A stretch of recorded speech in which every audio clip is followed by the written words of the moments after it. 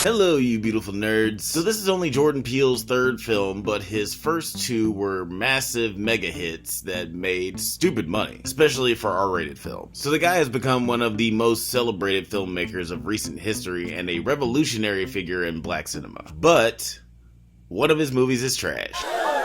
It's a joke. When you give me that look, it's a joke. I love Jordan Peele, and I think that Get Out is probably the closest you'll get to a perfect movie, except Empire. But his sophomore outing was a goddamn mess. I mean, I'm glad it made money. White people shouldn't be the only ones making hit movies that don't make any fucking sense. But Us was a dick-dumb, stupid-ass movie. Considering how much I loved Get Out and hated Us, I had no idea what to expect with this new flick. I don't even watch trailers, so I was walking into this one extra fresh. And now that I've seen it, I thought it'd be fun to take a few minutes to chat about the highs and lows of Peele's social Thrill-ogy and how we got to this point. I'm gonna go in chronological order, and at the end of the video, I'm gonna like and subscribe and hit the notification bell. Oh wait, my bad, that's what you're supposed to do. I got confused.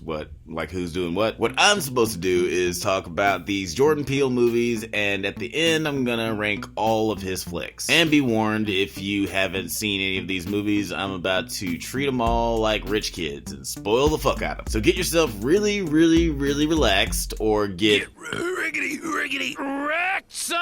And let's start our little chat with the movie. In the year of our Lord 2017, Peele had very intentionally crafted a horror scenario that started a conversation about race in the same way that Stepford Wives did about gender and feminism in the 70s. It's a big undertaking to make a horror movie that is, for the most part, devoid of gore and where racism is the villain. Like, on paper, that sounds too heady and philosophical to be a real movie. But Jordan not only managed to make a good flick out of the concept, people actually went to go see it. Get Out was shot in Alabama. Roll Tide. Roll Tide! In less than a month on a shoestring budget of $4.5 million and made $255 million worldwide at the box office. The second place had become part of the zeitgeist, and Jordan Peele was lauded as the next great cinematic auteur of our time. It was one of those movies that is impossible to ignore because it's so tight. The writing and directing is so clean and precise. Sometimes I'll watch a movie, even one that I like, and think, I could have done without that scene.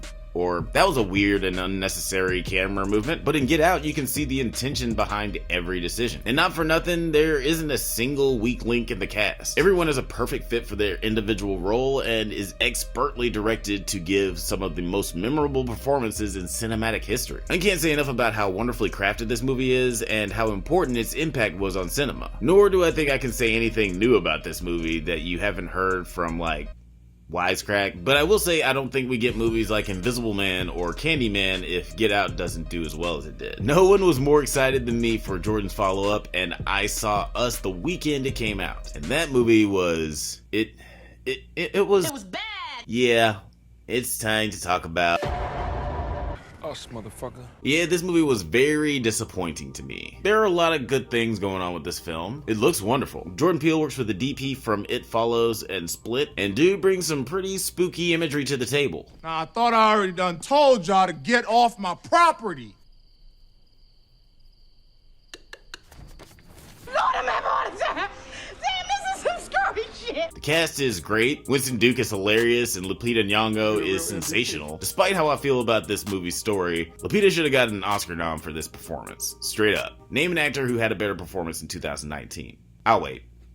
Oh, I can't wait. I'm making a video. What the fuck? The biggest problem of the movie is that the rules are all over the place. Pretty early on, we find out that there are evil doppelgangers living underground that want to kill everyone and take their place. Sure, I'm with you so far. The idea starts to fall apart though as soon as they start explaining shit. Which, yeah, that's not how exposition is supposed to work. If you just say that this connection is because of, whatever, magic, then that's where the explanation ends. You don't really need to elaborate. But if you make the decision that you're gonna ground this concept by saying it's some government experiment, that's when I start to ask questions. So the CIA or whoever created this experiment somehow where they tethered these clones to people on the surface. Set aside how they accomplish this, why would anyone do this? What are the practical applications of an underground full of people pretending to be on roller coasters and shit? And they only seem to mirror each other when it serves the story, so I'm not sure who's in control of who. Also, how do the people in the underground end up with the same clothes as the people up top? I didn't see a fucking, like, Walmart or Macy's down there, or a bathroom for that matter. By the way, it probably smells super fucking weird down there. Boy, we as a group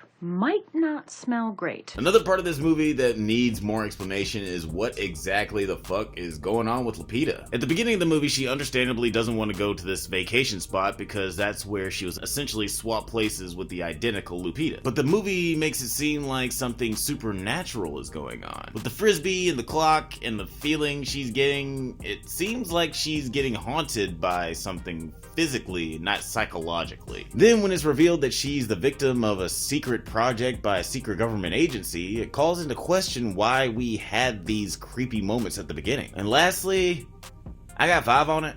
Really? I know a lot of people like this cinematic rendition of this song, but I thought it was fucking dumb. You guys know that I'm not the biggest fan of pop music in movies, but on top of that, this song is about smoking weed. It has nothing to do with the themes or the plot of this movie. Not to call anyone out, but I heard a few podcasts by white people where they praise this movie's story and the underlying themes and shit. You see, the 5 that he's talking about is the 5 fingers that the white man has on the black man. If you don't get that bullshit out of my face, bitch. It was like white people were afraid they'd be called racist if they said this movie was bad, and black people were afraid Jordan would get kicked out of Hollywood if this film wasn't a massive success. The concept of this film was just as ambitious as Get Out, if not more so, and I think that Peele is trying to say something profound in this story, but the execution of the message is sloppy, and because the rules aren't explained very well, it just raises too many questions.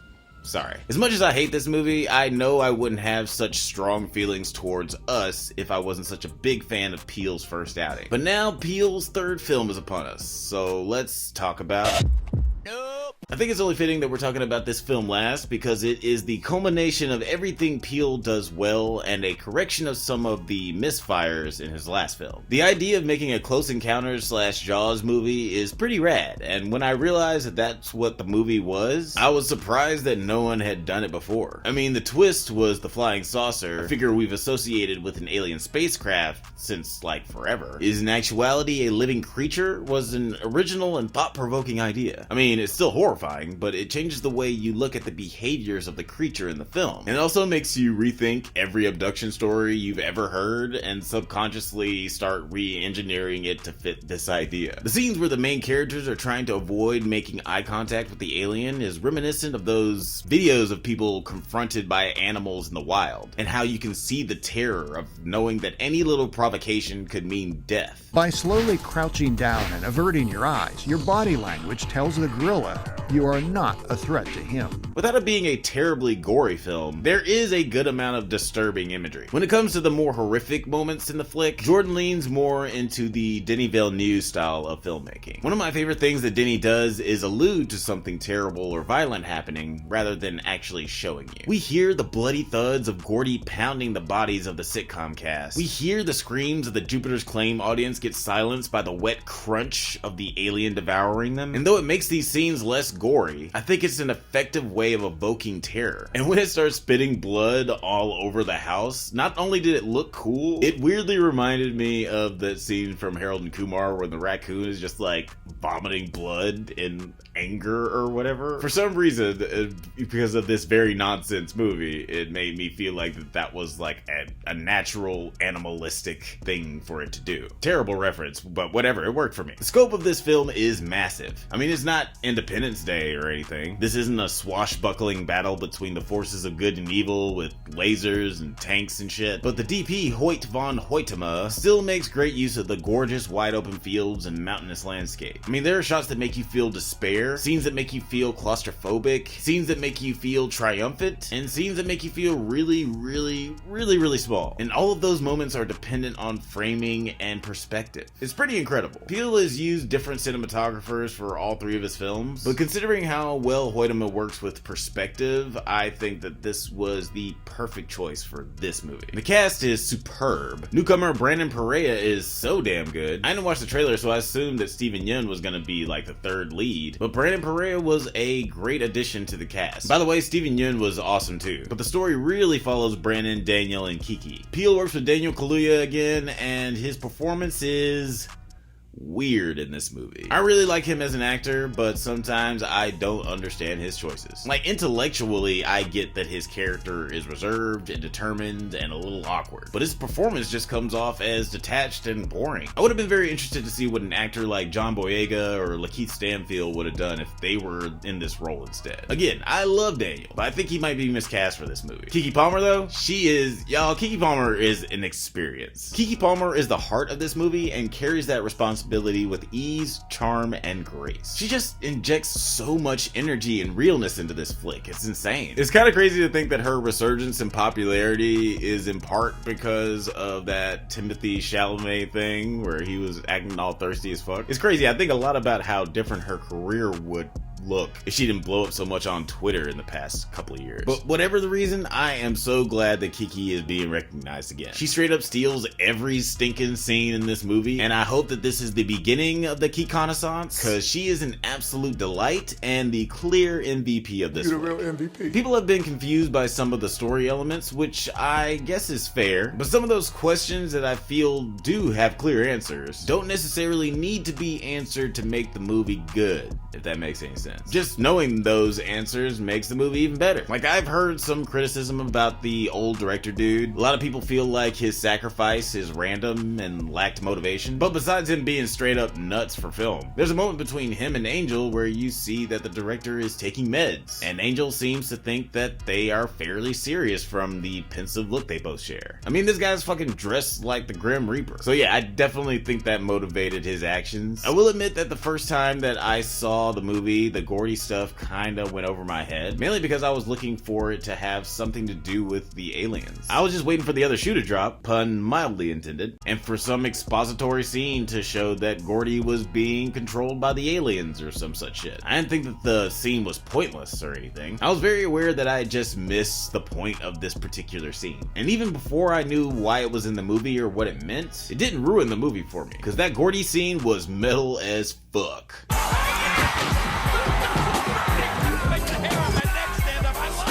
Watching it the second time, I realized that the Gordy incident was more of an allegory for exploited individuals being fed up, whether it be animals, people of color, or child actors. It also serves as a foreshadowing for the future psychological break of the alien creature who is also being exploited by Jupe. I mean, the whole movie is about the spectacle of entertainment and those who were sacrificed in the name of said entertainment. I love how deep and layered this film is thematically, and also how broad it is to where you could say that this movie is about VFX artists in the Marvel industry if you wanted to. It's visually stunning, emotionally gripping, and the third act of this movie is fun as fuck. Shoutouts to Jordan for letting Keke do the Akira slide. I'm going back and forth on what my favorite movie of Peele's is. Obviously, Us is at the bottom of my list, but I enjoyed Nope and Get Out so much for different reasons, so it took me a while to formulate a solid opinion. Nope is an incredible film, and in a lot of ways you see how Peele has progressed as a filmmaker, and working with Christopher Nolan's collaborator to handle the cinematography, it's the best looking film he's made so far. But I still see Get Out as the stronger film. Nope is clearly a bigger and badder movie, but Get Out is such a solid flick. Like, there are no frills on that shit. It has the focus and precision of a filmmaker who is making a movie like he'll never get another chance. I'm a big believer in the idea that creativity is wrought from limitation, and I like how small Get Out is compared to the other ones. Also, it gets like 10,000 extra points for putting Erica Alexander in the movie. There are only a handful of new directors that I'll go see just because they directed it. There's like Ari, Olivia, Greta, and that's pretty much it. In this new age of filmmaking where getting hired to make a blockbuster superhero flick is the proverbial brass ring for a budding director, Peele is a part of a very exclusive club that pushes the envelope and is committed to creating bizarre, original, and sometimes straight up fucked up films. What big franchise are you going to choose to be a part of? None. You look, so I feel like my responsibility to the world at this point is to keep making original films. Wow, that's awesome. You know, try to do some elevated horror, fun horror that says something. I can't wait to see what he's got planned for his graduation flick, because it does seem like he solidified his voice and fully recognized what works so well about his storytelling and filmmaking. Even though the man only has a few films under his belt, Jordan has emerged as one of the most prolific filmmakers of all time. Co-creating a wildly successful TV series definitely helped garner attention and intrigue towards his first film, because everybody was trying to see this creepy horror flick by this comedy guy. But he's proven that Get Out was no fluke, and it's official that Jordan Peele is an absolute force to be reckoned with. Well, that's it for this review, but what's your favorite Jordan Peele movie? Is it Get Out? Is it Nope? Is it Keanu? And would you like to see him and Keegan work together again? Maybe even on a horror flick? And please don't forget to leave a like and subscribe. We really appreciate every single one of you guys, and we love talking nerd shit with you. So stay safe, you little horses tethered to the sunken place, and may the force be with you. Oh, hi. I didn't see you there. Well, thank you for watching another video. While you're still here, go ahead and click the bell thingy and the thumbs up thingy and the... what's another thing you can click? You can click on the comments, put in some comments, talk about what you... oh shit, I lost my bookmark. If there's anything you guys do want me to talk about though, feel free to leave it in the comments. Like, subscribe so you can get updates on new videos and episodes of the pod. Anyway, thanks again. I'll see you next time. May the force be with you.